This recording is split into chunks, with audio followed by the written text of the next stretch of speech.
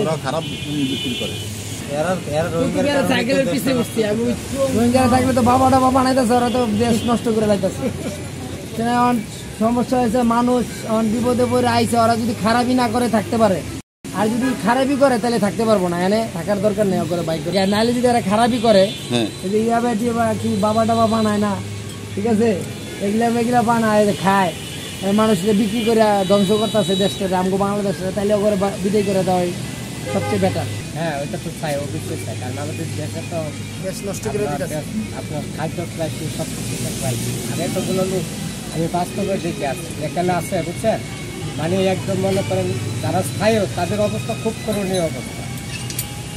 একটা রুমের ভিতরে মনে করেন 10 জন 12 জন থাকতেছে, তারা তো সমস্যা মানে জর্জরিত সমস্যা, কিন্তু কাউকে তো বলতে পারতেছে না।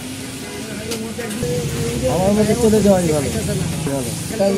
বাংলাদেশে আছে, বাংলাদেশ তো এমনিতেই জনবহুল, এরা আরো অনেক লোকগুলো আছে, আমাদেরও ক্ষতি করতেছে, তাদেরও ক্ষতি হইতেছে, অর্থাৎ তারা চলে যাওয়াই ভালো হবে। যে দরকার ছিল তখন আমরা সাহায্য করছি, ঠিক আছে, এখন তো অনেকটা দিন হচ্ছে, এখন তারা আস্তে আস্তে চলে যাওয়াটাই ভালো হবে। আমি মনে করি অবশ্যই সমস্যা হচ্ছে, শুধু স্থানীয় দরকার নেই, এটা সমস্যার প্রভাব তো সারা বাংলাদেশে পড়তেছে, ঠিক আছে। এই জন্য বাংলাদেশের অর্থনৈতিক ক্ষতি সব দিক দিয়ে করতেছে।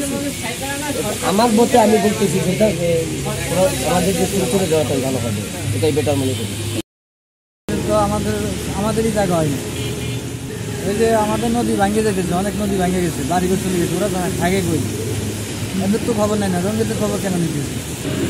এরা রোহিঙ্গার লাগিয়ে কামবে, রোহিঙ্গা কি আমাদের কি খাওয়াইতেছে না ভরাইতেছে? এটা আমাকে সম্পদ আরও দখল করতেছে, দেশে যাওয়াটাই উচিত।